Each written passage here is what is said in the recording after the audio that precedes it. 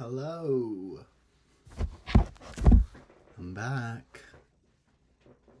Um yeah, so welcome to the week 1 check-in of my creative recovery.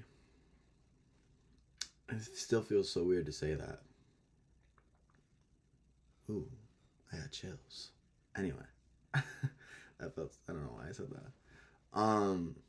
I'm trying not to watch too much of Dochi's videos and like how she set up her videos because I kind of want to be uninfluenced by it. And this is my creative recovery, like my journey. I want it to be my own and kind of just let myself be what it is and let my own brain run it. So that's what I'm gonna do. And I do know that she checked in and did her weekly check-ins online, so obviously I'm gonna do that. But as far as what she says and how she kind of organized her video, I don't know, and I don't really want to know. I don't want to copy her. I want to emulate. I want to be inspired by her, but I don't want to copy her. So yeah, we're gonna let our own. Oh my god, I can't. I need hair and makeup ASAP. Anyway, after I'm done fixing my hair, I don't know how I felt about this week. It felt like a fucking month, I'm gonna be honest. I don't know how it's been only a week. And if we're being completely honest, I should have done this check-in yesterday, but my time management skills are not the best right now. So I ran out of time yesterday before I had to go to work to do this. So now we're doing it today. So technically this is the start of week 2. But it is not the check-in for week 2. So we're not going to talk about week 2. And I haven't even started week 2. So week 1. She said this is your time to feel excited and defiant. I'm reading off the book. Hopeful and skeptical. Which I kind of feel sums it up, to be honest. I felt really good in the beginning. I had a direction, a purpose. I was going somewhere with it. And then, around the 3rd day, I was just, I was doing it, but I wasn't in it, if you know what I mean. I don't know. I feel I'm, half in it, half out. And I feel in order to fully get what I want out of this, I have to be in it. But I did go ahead and, read week 2, and she did talk about, skepticism and how it's, such a normal feeling during the process in the beginning. So I'm letting myself have some grace with it. But for the check-in, actually, I kind of want to talk about the reading and what I highlighted in it, because there's some interesting points. She talks about protecting your artist child, and what I highlighted in the text was, in recovering from our creative blocks, it is necessary to go gently and slowly. What we are after here is the healing of old wounds, not the creation of new ones. No high jumping, please. Mistakes are necessary. Stumbles are normal. These are baby steps. Progress, not perfection, is what we should be asking of ourselves. Which, that's the first time I'm reading it. And since I read it last and highlighted that. And I feel it kind of adds a sense of it's okay to what I just said. How I was still doing the writings, and I did write that at one point in my pages. I wrote that I was being a little too hard on myself, and that I should be happy because I'm doing the work. I did show up and do my pages every day. I think that's one of the questions, so we'll get to that. But I allowed myself to show up, and I feel like that's what's most important, is like doing and being consistent, and that's all I ever want from myself is consistency and just showing up. So the fact that I was like half in it is okay. It's not okay, but it's happens. Mistakes are necessary, like Julia had said. Baby steps. And I'm really bad at baby steps. I just want to like fucking jump so far ahead, and it's like that only puts me so much farther back, honestly, in the long run. Baby steps. Okay. And then she. Shit, I'm sorry, I have a weird setup right now. By being willing to be a bad artist, you have a chance to be an artist, and perhaps over time, a very good one. And then she kind of like meets it with someone who like would be doubting that and be like, but do you know how old I will be by the time I really learn how to play the piano, act, paint, write a decent play? And she said, yes, the same age you will be if you don't, so let's start. And I've heard that. I've heard that so many times before. It drives me nuts because when I was 18, like, that's all I want. I was like, let's just do it. Let's go. Like, and I didn't. Like, I didn't do it. And I gave up on myself so many times. Like, did not show up for myself. And now I'm 21, and it's like, if you would have just stuck with it, imagine how far you would have been now. And now I'm 21, regardless of the fact if I did the things I wanted to or not. And I didn't do it. I'm the same age as if I would have done it. You know what I mean?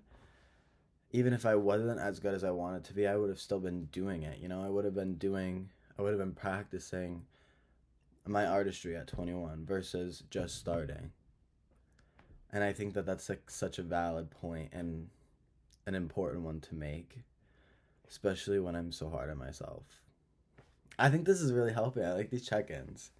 This is definitely really helping because I was just writing about like all these negative things in my morning pages, and I think that like reading what I highlighted and going over it again is like really satisfying and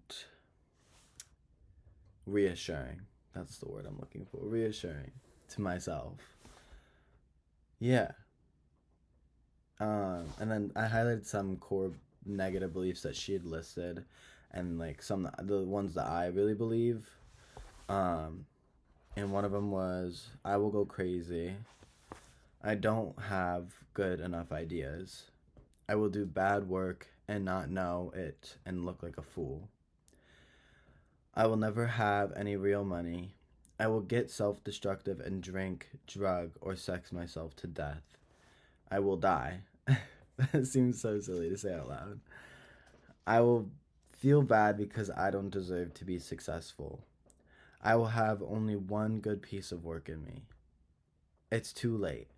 If I haven't become a fully functioning artist yet, I never will. And then I highlighted, none of these core beliefs need to be true. Which I'm reflecting, like, I like that she said need and not, because they can be, if you allow yourself to let them. And they seem so silly. Like, some of them don't. Some of them seem very valid, but like, I will die, and like, I will never have any real money. Like, they're just so dramatic when you read them out loud. Yeah. You're like, who the fuck? Like, it's crazy when like you take it out of your head and put it in the physical world and put it into words that are coming out of your mouth. Because then you're like, oh, like, you actually think that? Like, you're fine. It's not so serious. And then I highlighted, what you are is sacred. Core negatives keep you scared. Yeah. Yeah. Weird how that works. And then I highlighted, A gay artist may have yet another spin on the ball. Only heterosexual art is really acceptable. So why make my art if I have to either disguise it or come out of the closet while I want to, whether I want to or not?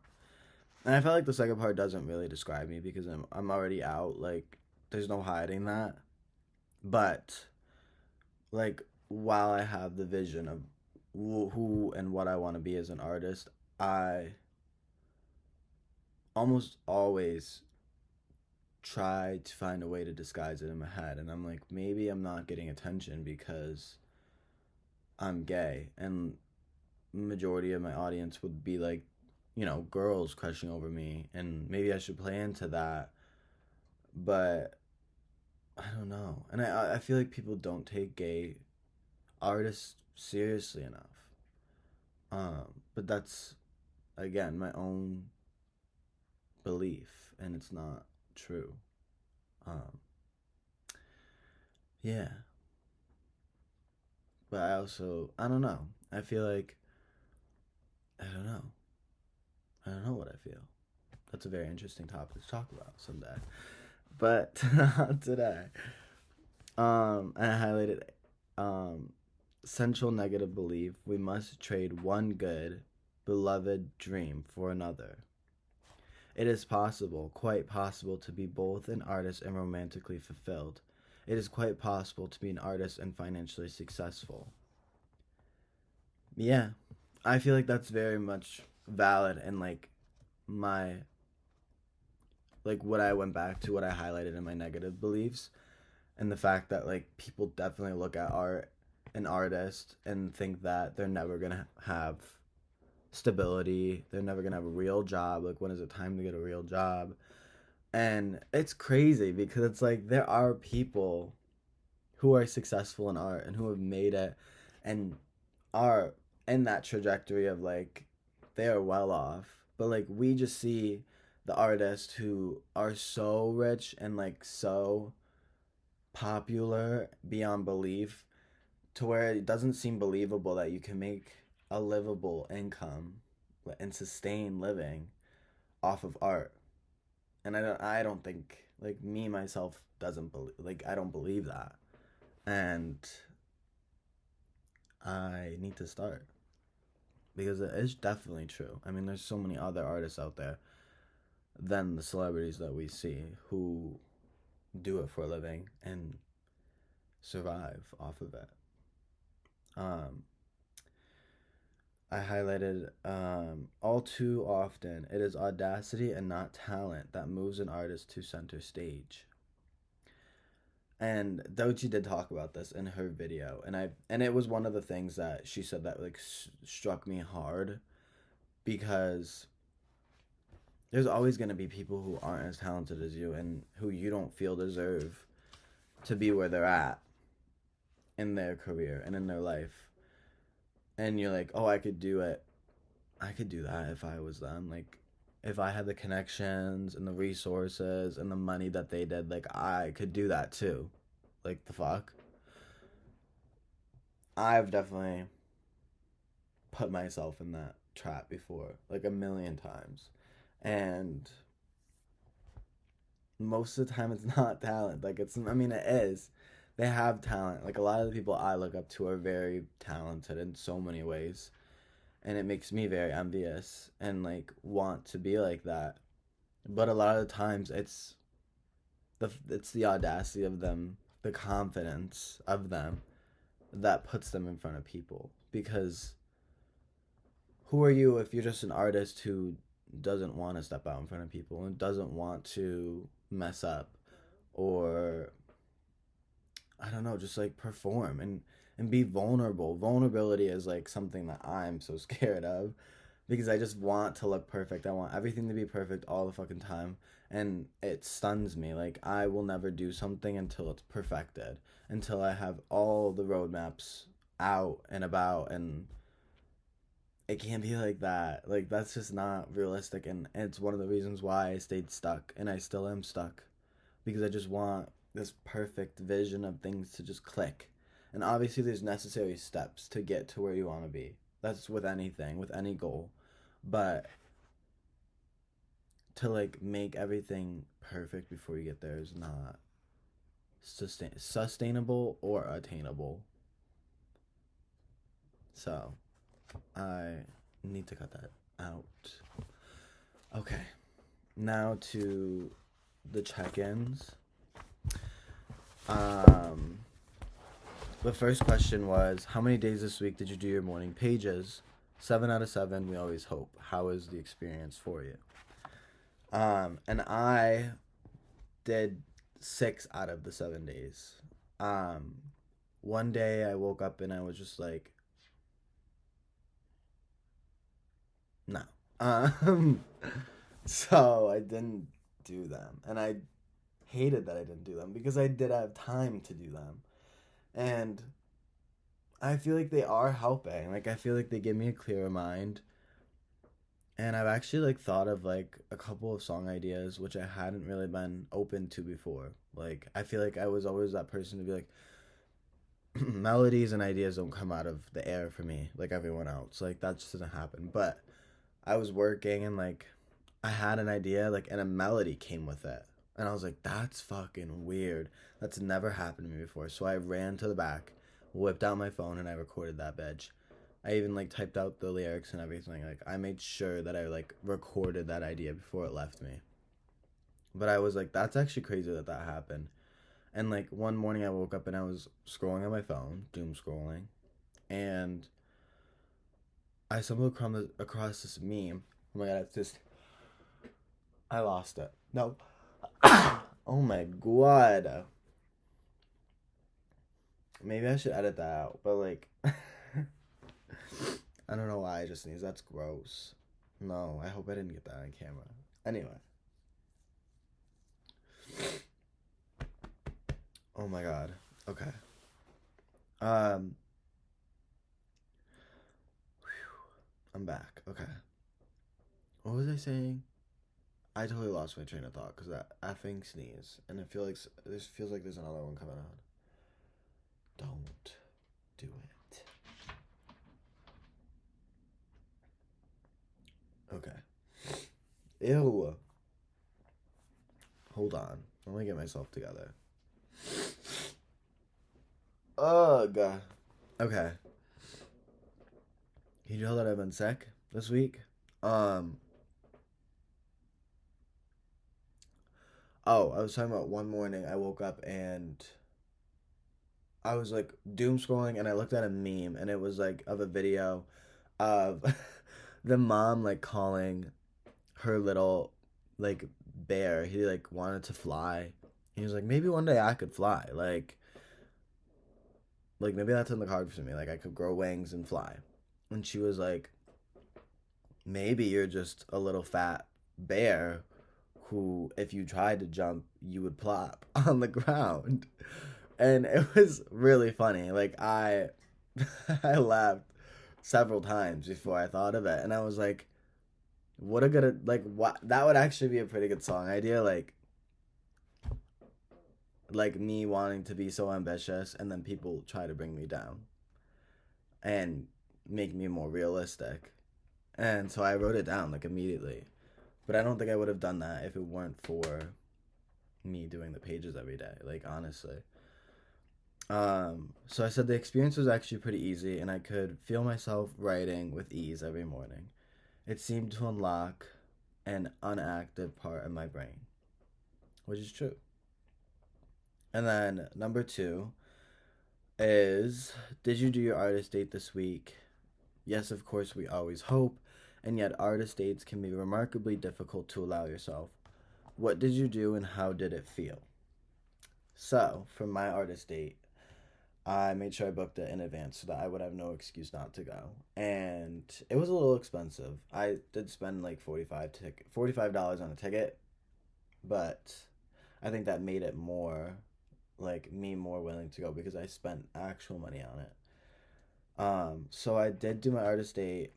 I went to a play in Syracuse and it was called Primary Trust. It felt great to do and feel a part of a crowd who wanted to spend their Sunday at the same place.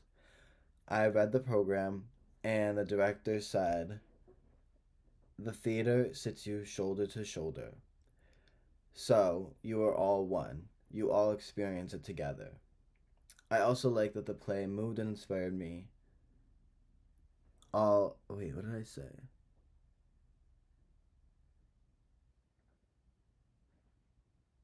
Oh, I said and inspired me a lot about my own life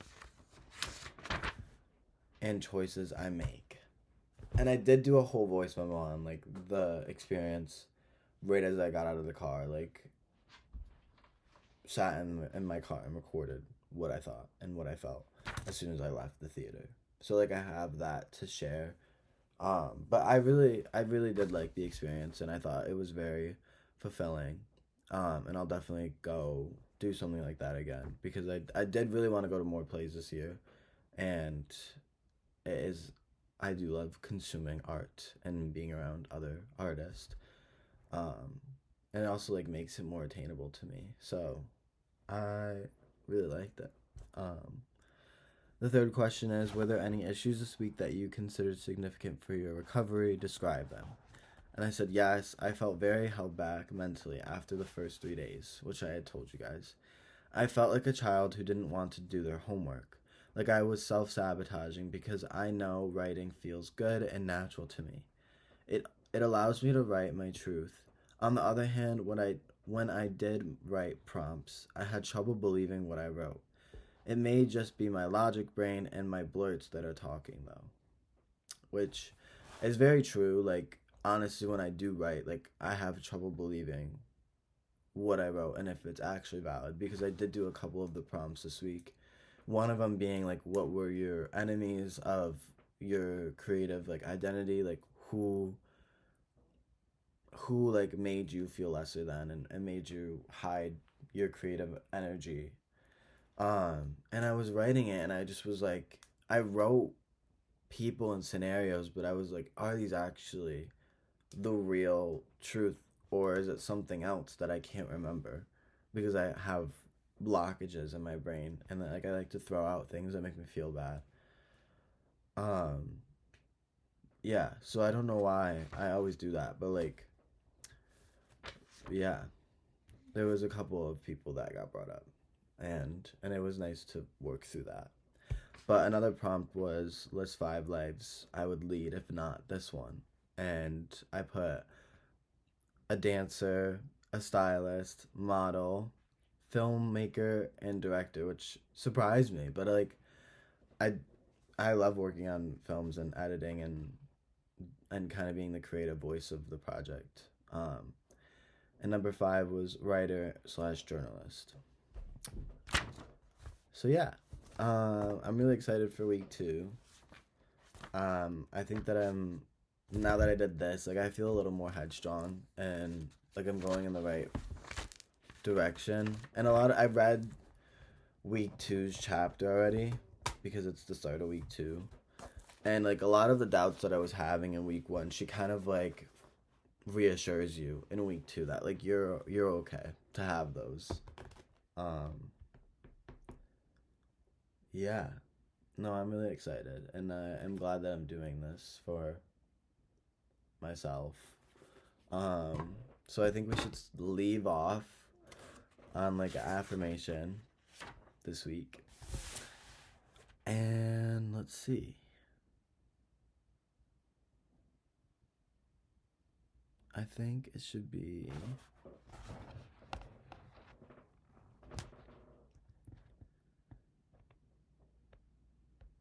oh, I love this one. My creativity always leads me to truth and love. And yeah. Yeah, I think that's really cool. All right. I will see you for week 2. This has been fun. It's like a little therapy session. All right. Bye.